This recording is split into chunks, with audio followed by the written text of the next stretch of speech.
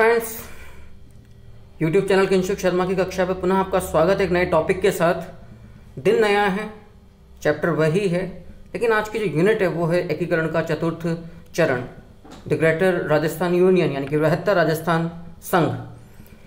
हमने अब तक पॉलिटिकल बैकग्राउंड समझ लिया है और 3 चरणों, एकीकरण के 3 स्टेप्स या 3 फेजेज या 3 चरणों का निर्माण प्रक्रिया हमने देख ली है। 17 मार्च 1948 मत्स्य संघ, 25 मार्च 1948 जो राजस्थान संघ है, एवं 18 अप्रैल 1948 को जो बना था संयुक्त राजस्थान संघ। आज हमें चतुर्थ जो संघ है उसके निर्माण की प्रक्रिया को आगे लेना है। क्योंकि हमने 3 चरणों को बहुत करीब से, बहुत अच्छे से, बहुत पूरे गहराई के विश्लेषण युक्त एक टीचिंग के जरिए हमने देख लिया है, तो मैं उम्मीद समझता हूँ कि जितना आसान अब तक की आपकी यात्रा रही है समझने की, सीखने की और एकीकरण को देखने की। अब लोग बाग तो पढ़ते हैं, आप तो देख रहे हैं हो कैसे रहा है एक नक्शे के द्वारा। उसी प्रक्रिया को हम आगे बढ़ाते हुए आज चतुर्थ चरण को लेते हैं। सबसे पहले वही जो अपना तरीका है, अपन एक नक्शा जो है, आज फिर कुछ नई चीज़ें जुड़ गई हैं। आज आप देख रहे हैं काफ़ी कलरफुल आपके सामने है। तेजी से मैं पिछले जो चरण है उनको रिपीट कर देता हूँ ताकि आपके सामने क्लियर हो जाए। मत्स्य संघ जो था वो प्रथम चरण था और पूर्वी राजस्थान में अलवर, भरतपुर, धौलपुर, करौली प्लस नीम, राणा 4 रियासतें और एक ठिकाना 17 मार्च 1948 को वीएन गॉडगिल के द्वारा भरतपुर के लोहागढ़ के सामने के मैदान में इसका उद्घाटन किया गया था। प्रधानमंत्री यहाँ के शोभाराम कुम्हावत, राजधानी अलवर थी एवं धौलपुर महाराजा उदयभान सिंह यहाँ के राज प्रमुख थे। उपराज प्रमुख करौली के नरेश गणेश देवपाल बहादुर साहब थे। पूरा जो एक हिस्सा है ये मत्स्य संघ का, यहाँ पर आप लोगों ने बहुत अच्छे से देख लिया था। दूसरा चरण जो था उसमें 9 रियासतें थी, कोटा, बूंदी, झालावाड़, डूंगरपुर, प्रतापगढ़, बांसवाड़ा, किशनगढ़, शाहपुरा, टोंक प्लस लावा प्लस कुशलगढ़, यानी कि 9 स्क्वायर। 9 रियासतें, हाड़ौती से 3, कोटा, बूंदी, झालावाड़, राइट, वागड़ से 3 जो आप जानते हैं कि डूंगरपुर, प्रतापगढ़, बांसवाड़ा, ऊपर से 3 किशनगढ़, शाहपुरा, टोंक प्लस लावा टोंक रियासत से ठिकाना प्लस कुशलगढ़ बांसवाड़ा रियासत से। 25 मार्च 1948 को वीएन गॉडगिल के द्वारा कोटागढ़ के दरबार हॉल में इस संघ का उद्घाटन किया गया था। राजधानी ऑब्वियस स्वाभाविक तौर पर कोटा ही थी और राज प्रमुख जो थे कोटा के नरेश महाराव भीम सिंह हाड़ा जी थे। उपराज प्रमुख में वरिष्ठ जो थे वो बूंदी के महाराव बहादुर सिंह जी थे और डूंगरपुर के जो महाराव लक्ष्मण सिंह साहब थे वो कनिष्ठ उपराज प्रमुख थे। जो हस्ताक्षर किए जा रहे थे 25 मार्च 1948 को द्वितीय संघ में, तब बांसवाड़ा महारावल चंद्रवीर सिंह साहब ने स्पष्ट कहा था कि मैं अपने डेथ वारंट पर हस्ताक्षर कर रहा हूं। राइट, ये 2 चरण अब तक आप लोगों ने देख लिया था। द्वितीय चरण यानी कि 9 स्क्वायर में संयुक्त की गई थी एक रियासत उदयपुर 18 अप्रैल 1948 को, और इस प्रकार से जो तीसरा चरण था वो अस्तित्व में आया था 18 अप्रैल 1948 को। तो 9 स्क्वायर प्लस 1, 9 में एक रियासत जोड़ी गई, कुल 10 रियासतें हो गई और 2 ठिकाने हुए। इसका उद्घाटन पंडित जवाहरलाल नेहरू के द्वारा मेवाड़ की गौरवशाली परंपराओं को ध्यान में रखते हुए उदयपुर में आकर स्वयं उपस्थित होकर करवाया गया था। राजधानी उदयपुर बनाई गई। राज प्रमुख जो थे आजीवन वंशानुगत नहीं, वो मेवाड़ महाराणा भूपाल सिंह जी थे। वरिष्ठ राज प्रमुख जो थे वो कोटा से भीम सिंह जी थे जो द्वितीय चरण में राज प्रमुख थे, और जो कनिष्ठ उपराज प्रमुख थे वो बूंदी और डूंगरपुर के थे, क्रमशः जो महाराव बहादुर सिंह जी हाड़ा बूंदी से और महाराव लक्ष्मण सिंह जी डूंगरपुर से। राजधानी कोटा थी। बाकी तमाम चीजें आप लोग देख चुके थे। अब जो 10 रियासतें तृतीय चरण में अस्तित्व में आई, द्वितीय चरण राजस्थान संघ 9 स्क्वायर में संयुक्त किया गया उदयपुर। तो आप यहां पर देख रहे हैं ये एक प्लस का चिन्ह देख रहे हैं आप यहां पर, यानी कि आप देख रहे हैं कि ये जो रियासत है उदयपुर, ये वाली जो रियासत है उदयपुर, ये संयुक्त की गई द्वितीय चरण में। द्वितीय चरण में 9 रियासतें क्या कौन सी थी? कोटा, बूंदी, झालावाड़, डूंगरपुर, प्रतापगढ़, बांसवाड़ा, किशनगढ़, शाहपुरा, टोंक, इसमें संयुक्त की गई प्लस उदयपुर, कुल 10 हो गई, और 2 ठिकाने प्लस लावा टोंक से प्लस कुशलगढ़ बांसवाड़ा से। इस प्रकार से चरण अस्तित्व में आया। आज हमें ये 3 चरण हम लोग देख चुके थे और मैंने स्पष्ट कहा था शुरुआती जो क्लास आरंभ होती वहां पर थोड़ी सी आपको तकलीफ आएगी मेरे से कम्युनिकेट करने में, जुड़ने में, कनेक्शन लेने में। कारण कि मैं जो ट्रेडिशनल जो टीचिंग है इस तरह के चैप्टर्स की, उस रूप में बिल्कुल नहीं जाता हूं। मैं पूरा बैकग्राउंड, आपके जो रूट्स हैं वो फंडामेंटल्स जो हैं वो पूरे क्लियर करता हूं। उसके बाद फिर हम लोग इस स्थिति में आ जाते हैं कि बड़ी इजीली, बड़ा रैपिडली इस चैप्टर को निकाल सकें। आज हमें चतुर्थ चरण की प्रक्रिया को तृतीय चरण से आगे बढ़ाना है। तो हम लोगों ने देखा कि तृतीय चरण यानी कि संयुक्त राजस्थान संघ, जिसके अंदर कुल 10 रियासतें हैं और 2 ठिकाने हैं, इसके अंदर यानी कि तृतीय चरण में ये देखिए एक प्लस का चिन्ह और आ गया है, 4 बड़ी रियासतें प्लस की गई, यानी कि तृतीय चरण में 10 स्क्वायर में 4 बड़ी रियासतें जोड़ी गई, जयपुर, जोधपुर, जैसलमेर, बीकानेर, कुल 14 रियासतें हो गई। तो 30 मार्च 1949 को याद रखना, 30 मार्च 1949 को आप यहां पर ये याद रखिएगा, 30 मार्च 1949 को चतुर्थ चरण अस्तित्व में आया। अस्तित्व में कैसा है? द्वितीय चरण जो राजस्थान संघ है, जिसके अंदर मतलब माफ करना, जो तृतीय चरण है संयुक्त राजस्थान, जिसमें 10 स्क्वायर इसका फॉर्मूला था, इसमें 4 बड़ी रियासतें जोड़ी गई। 4 बड़ी रियासतें कौन सी? जयपुर, जोधपुर, जैसलमेर एवं बीकानेर। तो कुल कितनी रियासतें हो गई? 14। और ठिकाने कितने हो गए? वही 2 स्क्वायर, 14 स्क्वायर। उद्घाटन कब किया गया? 30 मार्च 1949, जिस दिन राजस्थान दिवस मनाया गया था, यानी कि जो चतुर्थ चरण अस्तित्व में आया, 30 मार्च 1949 को सरदार पटेल के द्वारा उद्घाटन किया गया जयपुर में। उसका फॉर्मूला जो फॉर्मेशन फॉर्मूला था वो था 14 स्क्वायर, 14 रियासतें। अभी 14 रियासतें कौन कौन सी? मत्स्य संघ बिल्कुल पृथक है। अभी मत्स्य संघ जो है बिल्कुल ही अलग है। आप लोग देखिएगा, ये मत्स्य संघ है, ये टोटली ये वाला हिस्सा जो रेड वाला है ये सेपरेट है। पहले द्वितीय चरण बना, इसमें जोड़ी गई उदयपुर, फिर तृतीय चरण बना और इसमें 4 बड़ी रियासतें पुनः जोड़ी गई, जयपुर, जोधपुर, जैसलमेर और बीकानेर। तो जो फॉर्मूला आ रहा है वो आ रहा है 14 स्क्वायर। देखिएगा, द्वितीय चरण में 9 रियासतें, 2 ठिकाने, कोटा, बूंदी, झालावाड़, कोटा, बूंदी, झालावाड़, डूंगरपुर, प्रतापगढ़, बांसवाड़ा, किशनगढ़, शाहपुरा, टोंक प्लस लावा प्लस कुशलगढ़। ये 9 स्क्वायर द्वितीय चरण का राजस्थान संघ का। इसमें संयुक्त किया गया था 18 अप्रैल 1948 को उदयपुर, 10 स्क्वायर हो गया।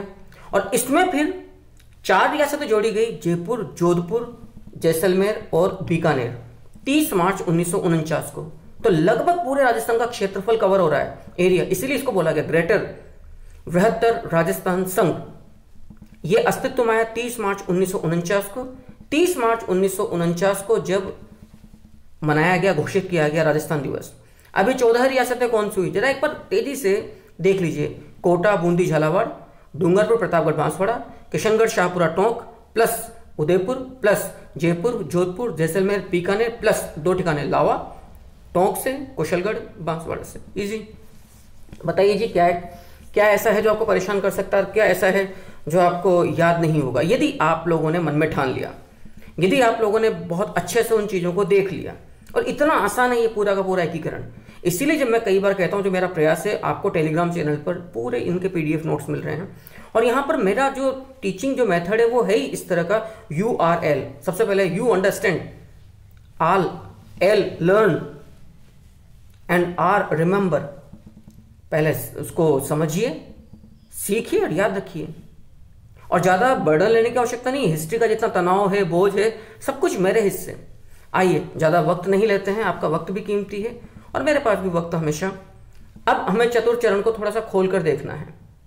देखते हैं कि चतुर्थ चरण की स्थिति असल में क्या है और हमें कितना अच्छे से याद रहता है। तो ये चतुर्थ चरण आपके सामने है, देखिएगा।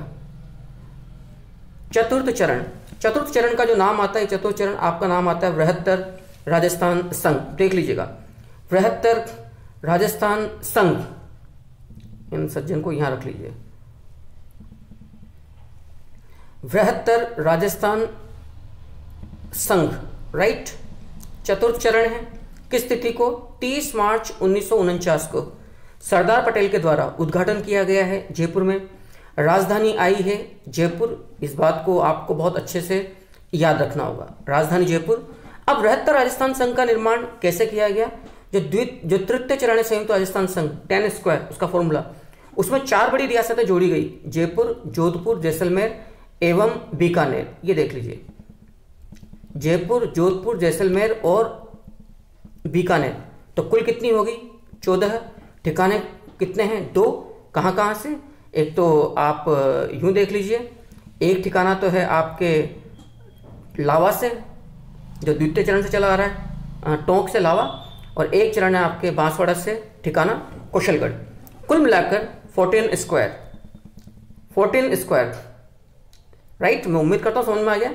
ये जो 14 स्क्वायर है ये अस्तित्व में 14 स्क्वायर जो तृतीय चरण है संयुक्त राजस्थान संघ 10 स्क्वायर में जयपुर, जोधपुर, जैसलमेर, बीकानेर 4 बड़ी रियासतें मिलाई गई और इसका उद्घाटन सरदार पटेल ने जयपुर में 30 मार्च 1949 को किया।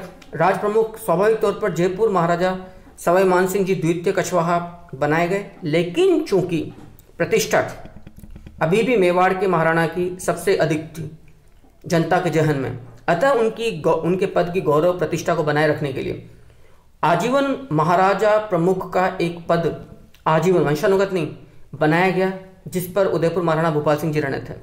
वरिष्ठ उपराज प्रमुख में निश्चित तौर पर अब जो द्वितीय चरण तक जो स्थिति थी वो घटते चले जाएंगे। अब चूंकि यहाँ पर कोटा से बड़ा पद जोधपुर रियासत का आ गया जो राठौड़ रियासत थी, तो वरिष्ठ उपराज प्रमुख का पद प्राप्त हुआ जोधपुर महाराजा हनुमंत सिंह और साथ में कोटा महाराव भीम सिंह, और वरिष्ठ में कनिष्ठ उपराज प्रमुख में वही रहते चले आ रहे थे बूंदी नरेश महाराव बहादुर सिंह एवं डूंगरपुर महारावल लक्ष्मण सिंह।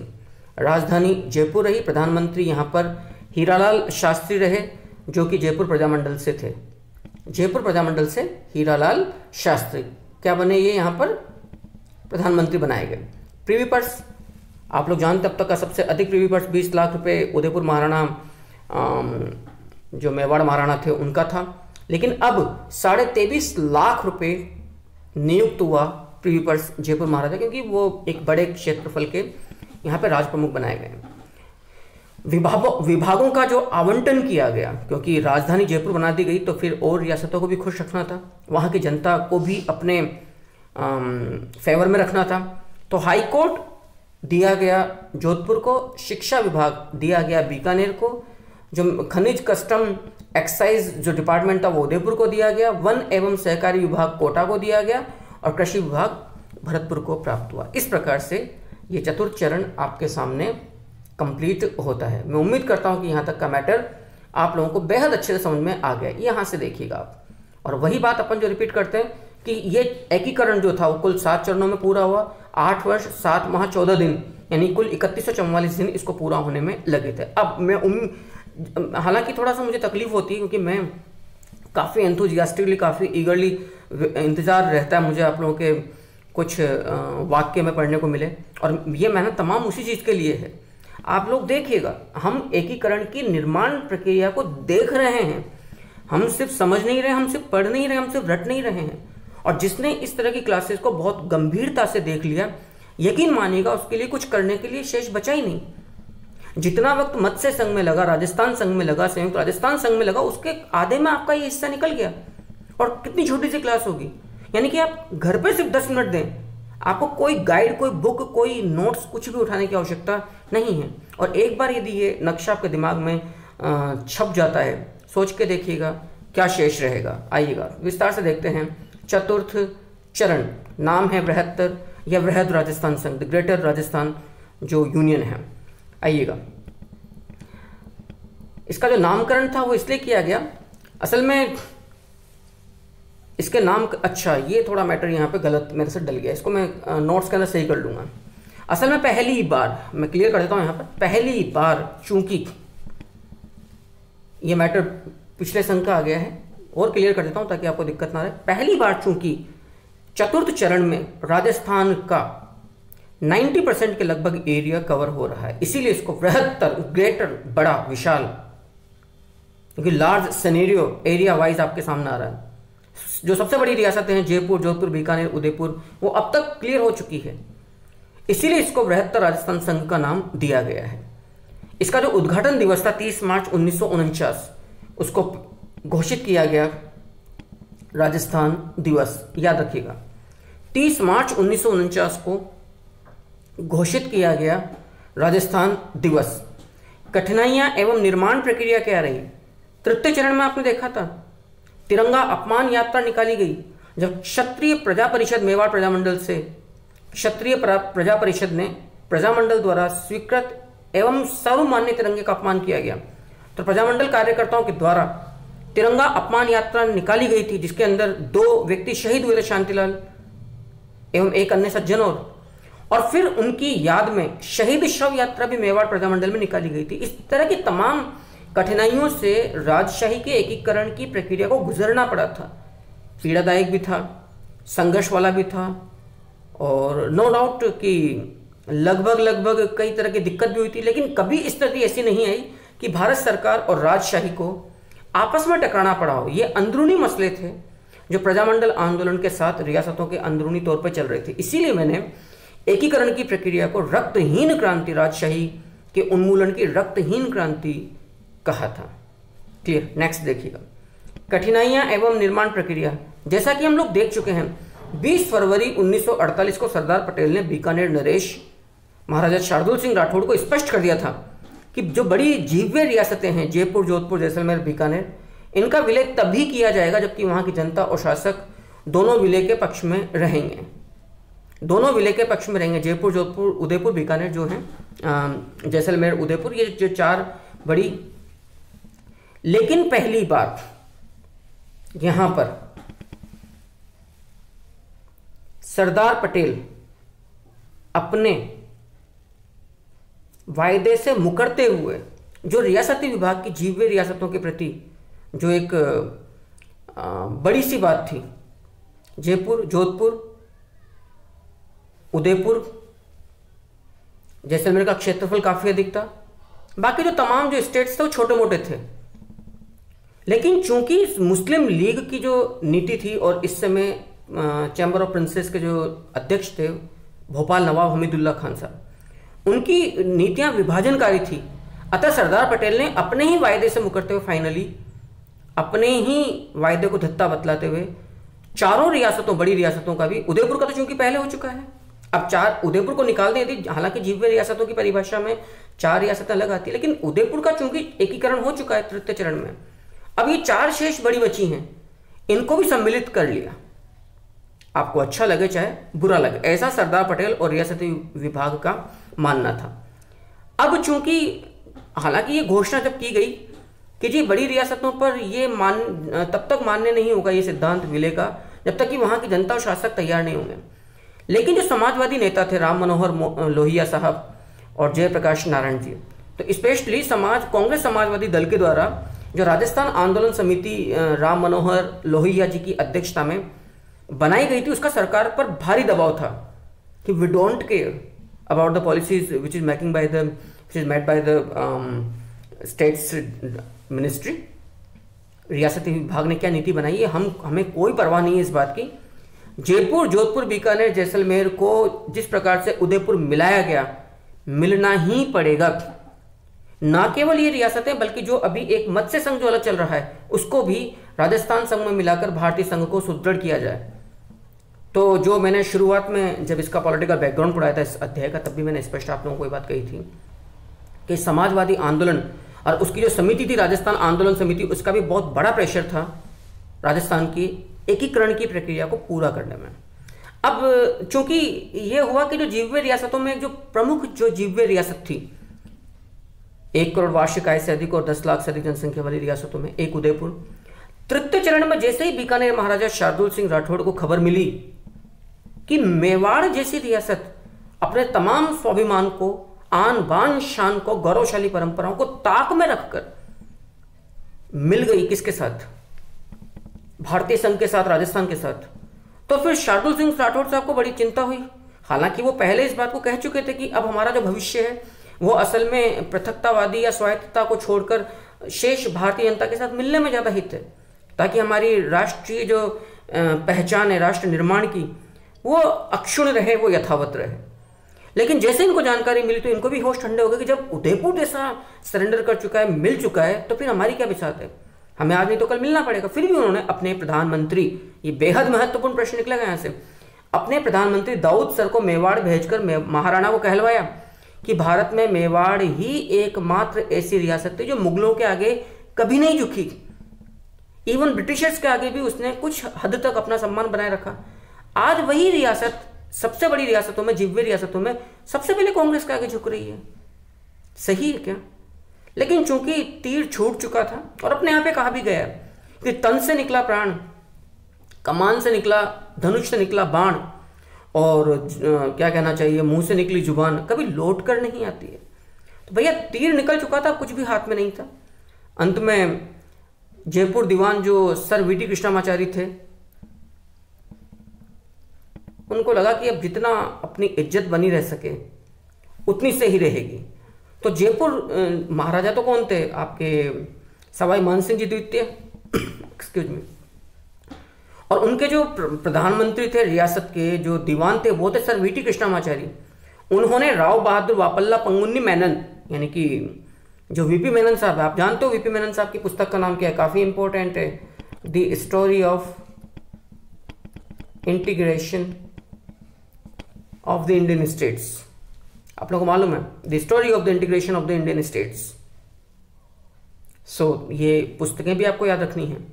तो इन्होंने वीपी मेनन साहब को सुझाव दिया, जयपुर दीवान सर वीटी कृष्णामाचारी, कि राजपूताने की सभी इकाइयों, राजपूताने की सभी रियासतों को एक इकाई बनाकर हम पूर्वी पंजाब में सिखों की तरह राजस्थान में राजपूतों की हेजेमनी यानी कि प्रभुत्व स्थापित कर देंगे, जो देश के हित में नहीं होगा। जरा गौर करना, वो नरेश जो अभी तक अपने व्यक्तिगत स्तर पर अपने आसपास की छोटी मोटी रियासतों को अपने अंदर विलय करने को आतुर थे, अब उल्टी बात कर रहे हैं, क्योंकि उनको मालूम है जब मेवाड़ है तो जयपुर का कोई मान सम्मान नहीं रहेगा। तो अब जनाब क्या बोल रहे हैं कि यदि आप तमाम राजपूतों की रियासतों को यूनाइटेड करोगे, यूनिफाइड करोगे, एकीकृत करोगे, तो वैसा ही संप्रभुत्व स्थापित हो जाएगा जैसा कि पश्चिमी भारत में सिखों का हो चुका है। और ऐसा नहीं होगा, इसकी जगह आप राजपूतों की 3 इकाइयों का गठन कर लीजिए। ये 3 इकाइयां कौन कौन सी, जरा देखना। एक संयुक्त राजस्थान, राइट, जो मेवाड़ के संदर्भ में आ चुकी है 18 अप्रैल 1948 को। दूसरी जयपुर की बना दो, जिसमें अलवर करौली आ जाएगी। और तीसरी इकाई में पश्चिम में जो जोधपुर के अधीन में होगी, जोधपुर जैसलमेर बीकानेर को मिलाकर पश्चिमी राजपूताना यूनियन के नाम से संगठित कर दिया जाए। और भरतपुर और धौलपुर जो जाट जो स्टेट से तो वैसे यूपी में मिलना चाहते हैं, तो इनको हम्बे करते हुए यूपी में टिका दीजिए भाषा के आधार पर। तो जरा चालाकी देखिएगा वीटी कृष्णामाचारी साहब की, कि ऐसा करने से इनका वही जीवे रियासतों वाला जो मामला, जो इन्होंने रियासती विभाग के एकीकरण की प्रक्रिया से पहले स्टेप्स उठाए थे, इनका कुछ अस्तित्व बना रहेगा। लेकिन हम जानते हैं कि सरदार पटेल जैसे जो दृढ़ निश्चय व्यक्ति हैं, उनके कदम कभी पीछे नहीं लौटते हैं। इसी बीच बीकानेर के दीवान CS वेंकटाचारी, याद रखना यहाँ दिक्कत होगी, जयपुर के जो दीवान हैं वो सर वीटी कृष्णामाचारी हैं, और बीकानेर के जो दीवान हैं, क्योंकि उस जमाने में सबसे ज़्यादा जो पढ़े लिखे लोग थे, ऐसा माना था कि वो साउथ इंडियन थे, तो अधिकांश रियासतों ने अपने यहाँ पे प्राइम मिनिस्टर के तौर पर साउथ इंडियंस जो ICS रैंक के जो अधिकारी थे ब्रिटिश पीरियड में, उन्हें ही नियुक्त किया था। बीकानेर के दीवान CS वेंकटाचारी ने समझदारी भरा सुझाव या बयान वीपी मेनन साहब, याद रखिएगा नाम को, राव बहादुर वापल्ला पंगुन्नी मेनन लिख देता हूं मैं ताकि आपको पूरा नाम याद हो जाए। अधिकांश लोगों को तो मेरा प्रोनाउंसिएशन, उच्चारण समझ में नहीं आएगा। राव बहादुर वापल्ला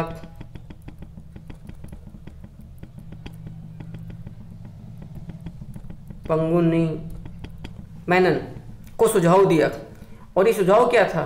ये सुझाव था कि प्रदेश में व्याप्त जनभावना को देखते हुए राजपूताने की रियासतों को की एक ही इकाई बनाने के अलावा कोई रास्ता नहीं है। आज नहीं तो कल समाजवादियों के आंदोलन से मजबूर होकर, जो राम मनोहर लोहिया जी की जो समिति थी की अध्यक्षता वाली राजस्थान आंदोलन समिति, आपको वृहद राजस्थान राज्य का निर्माण करना ही होगा।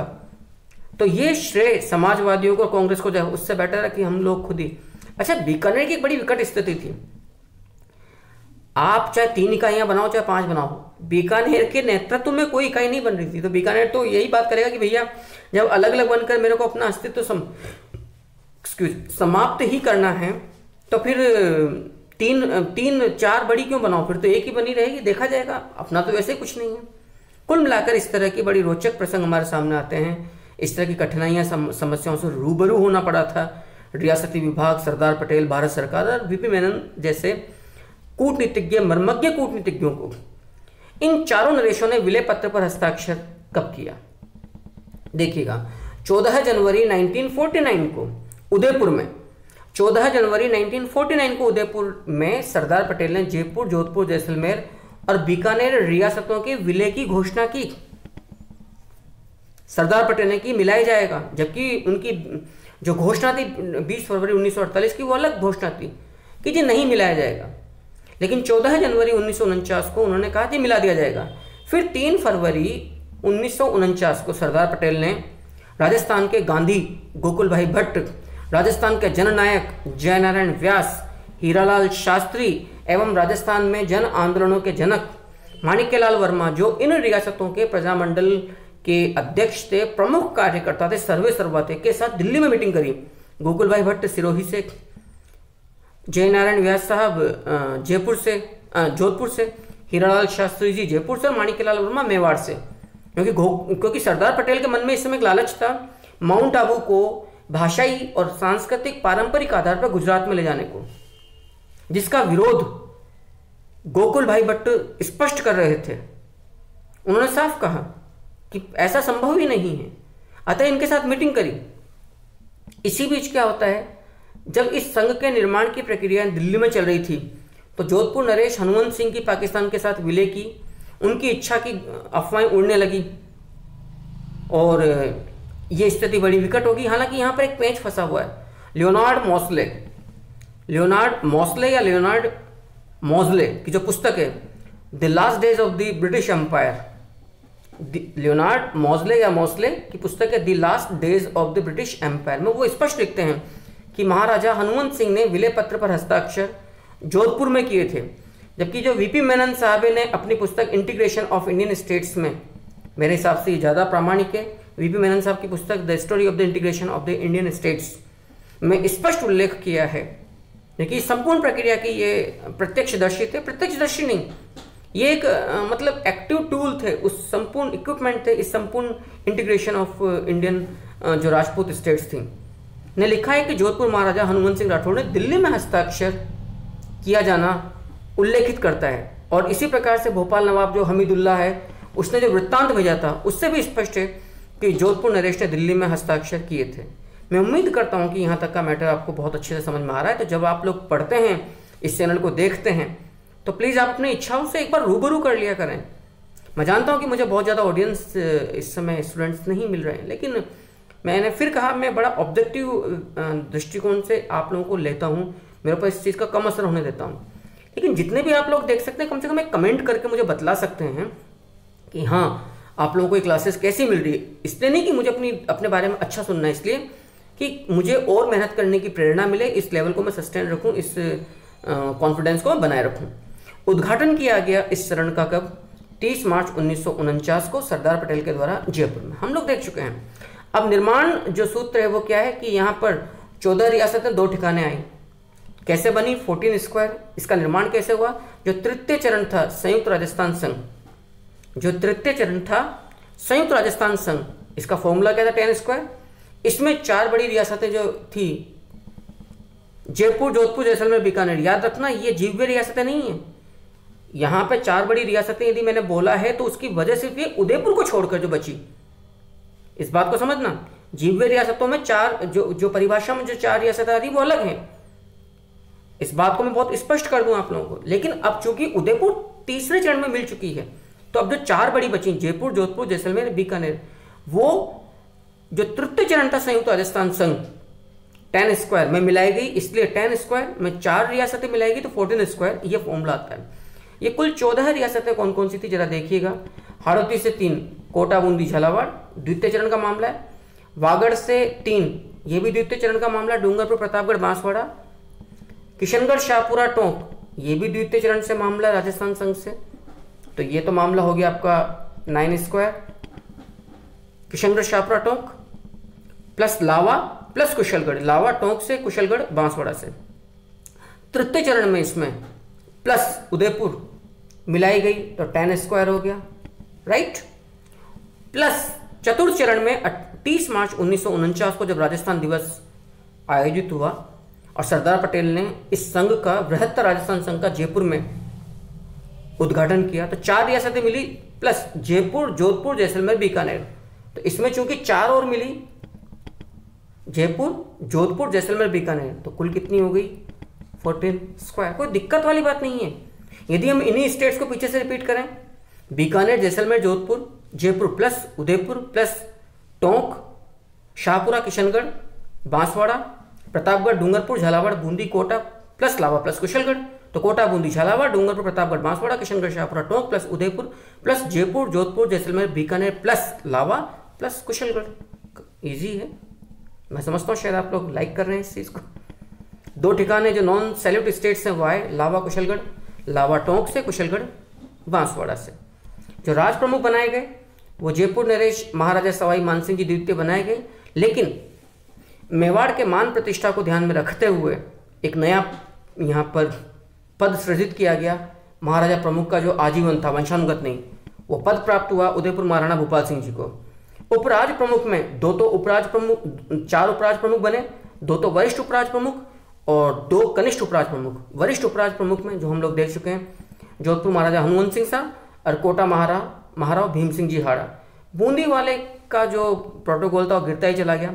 कनिष्ठ उपराज प्रमुख में एज इट इज वो चलते रहे, बूंदी महाराव बहादुर सिंह जी हाड़ा और डूंगरपुर महाराव लक्ष्मण सिंह जी। राजधानी जयपुर बनाई गई। प्रधानमंत्री यहाँ पर जयपुर प्रजामंडल से हीरालाल शास्त्री जी हमारे सामने आते हैं। मंत्रिमंडल का गठन रामनवमी के दिन 7 अप्रैल 1949 ईस्वी को किया गया। 30 मार्च 1949 को उद्घाटन हुआ जब राजस्थान दिवस मनाया गया, एवं 7 अप्रैल 1949 ईस्वी को रामनवमी के शुभ अवसर पर मंत्रिमंडल का गठन किया गया, जिसमें जो मंत्री बनाए गए सिद्धराज ढड्डा, प्रेम नारायण माथुर, भूरेलाल बया, फूलचंद बापना, नरसिंह कछवाहा, राव राजा हनुत सिंह जी जोधपुर से, रघुवर दयाल गोयल बीकानेर प्रजामंडल से, जिनको आपको पढ़ चुके हो। 1942 में इनकी अध्यक्षता में बीकानेर राज्य लोक परिषद की स्थापना की गई थी, और वेदपाल त्यागी जी कोटा से बनाए गए। प्रीवी पर्स की बात की जाए तो यद्यपि प्रीवी पर्स की जो कंडीशन थी वो क्या थी, रियासती विभाग की कि किसी भी राज प्रमुख को या किसी भी नरेश को 10 लाख से अधिक का प्रीवी पर्स नहीं दिया जाएगा। तो यहाँ प्रीवी पर्स जो हुआ वो जयपुर को प्राप्त हुआ, जो असल में 18 लाख फिक्स हुआ। 5.5 लाख रुपए इसमें अतिरिक्त राज प्रमुख पद का भत्ता मिला, तो कुल मिलाकर 23.5 लाख रुपए। तो लेकिन अब उदयपुर महाराणा का 20 लाख तय हुआ था, तो वो यूं हुआ जी कि ठीक है, इसको 18 लाख राज प्रमुख का मिल रहा है, जोधपुर को 17.5 लाख, बीकानेर को 17 लाख और जैसलमेर को 2,80,000। आप अंदाजा लगा सकते हैं कि जैसलमेर कितनी छोटी रियासत रही होगी। आप लोग यहाँ पर इस चीज़ को देख सकते हैं। नेक्स्ट आइएगा, अन्य विशेषताएं। एक बड़ी शानदार शर्त यहाँ जोड़ी गई, वृहत्तर राजस्थान संघ। आप लोग जानते हैं कब अस्तित्व में आया, 30 मार्च 1949 को। प्रथम चरण मत्स्य संघ 17 मार्च 1948, द्वितीय चरण राजस्थान संघ 25 मार्च 1948, तृतीय चरण संयुक्त राजस्थान संघ 18 अप्रैल 1948 और चतुर्थ चरण बृहत्तर राजस्थान संघ 30 मार्च 1949, जिस दिन मनाया गया, घोषित किया गया, आयोजित हुआ, याद रखना, राजस्थान दिवस। तो बृहत्तर राजस्थान संघ के संविधान में एक नई शर्त जोड़ी गई कि राज प्रमुख को एक अलग पृथक एक नए संविलियन पत्र पर हस्ताक्षर करने होंगे, जिसके तहत भारत की संविधान सभा द्वारा जो भी संघीय और समवर्ती सूचियां निर्मित की जाएंगी, उन्हें जो नवनिर्मित जो बृहत्तर राजस्थान संघ है उसे स्वीकार करना ही होगा। उसमें फिर आप आपत्ति नहीं कर सकते। कार्यालय का आवंटन हम लोग देख चुके हैं।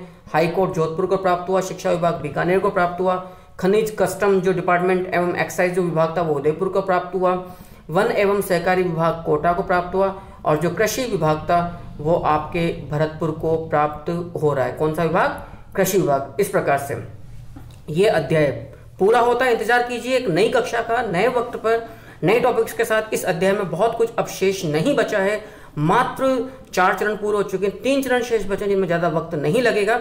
इसी प्रकार से लगातार पढ़ते रहिए और टेलीग्राम चैनल पर जाकर अपने नोट्स प्राप्त करते रहिए। अपडेट रहिएगा। वंदे मातरम। धन्यवाद।